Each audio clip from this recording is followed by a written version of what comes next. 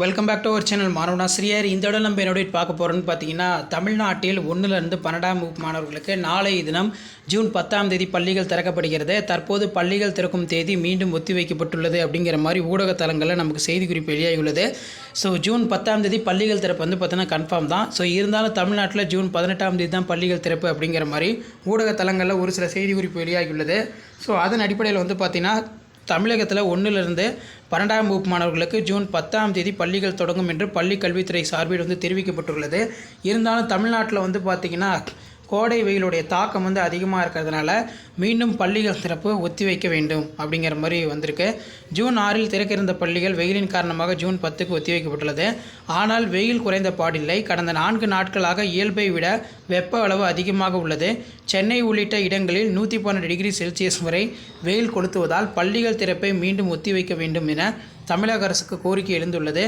அதன்படி பள்ளிகள் திறப்பு மீண்டும் தள்ளி போகுமா என்பது குறித்து தெரிய வரும்.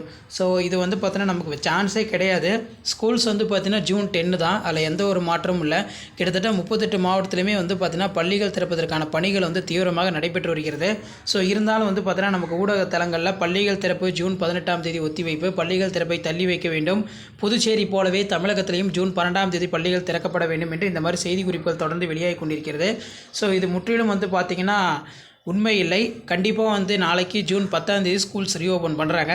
அதில் எந்த ஒரு மாற்றமும் இல்லை அப்படிங்கிற மாதிரி பள்ளி கல்வித்துறை உயர்கல்வித்துறை வட்டாரங்கள் சொல்லியிருக்கிறார்கள். ஸோ இதான் அப்டேட்டு. ஸோ மறக்காத வீடியோ ஃப்ரெண்ட்ஸுக்கு ஷேர் பண்ணுங்கள், சேனலை சப்ஸ்கிரைப் பண்ணுங்கள். அடுத்தடுத்து ஸ்கூல் ரீஓப்பனிங்கில் நிறைய அப்டேட் வந்து கொடுக்க போகிறோம்.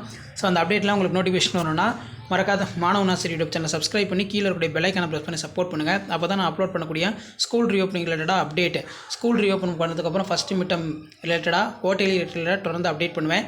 ஸோ அந்த அப்டேட்டில் நோட்டிஃபிகேஷன் வர சேனலை சப்ஸ்கிரைப் பண்ணுங்கள், வீடியோ ஃப்ரெண்ட்ஸ் ஃபார்வர்ட் பண்ணிட்டு பாருங்கள். தேங்க்யூ.